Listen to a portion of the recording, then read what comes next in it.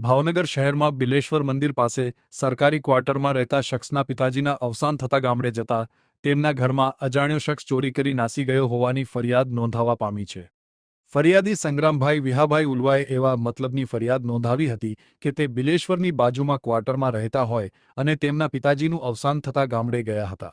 પરત ફરતા તેમના ક્વાર્ટરના મકાનમાં કોઈ અજાણ્યો શખ્સ પ્રવેશ કરી તિજોરીમાં રહેલી એક સોનાનો ચેઇન, એક સોનાની બુટ્ટી મળી 2.790 ગ્રામ જેની કિંમત 78,127ની ચોરી કરી ગયો હોવાની ફરિયાદ નોંધાવી છે।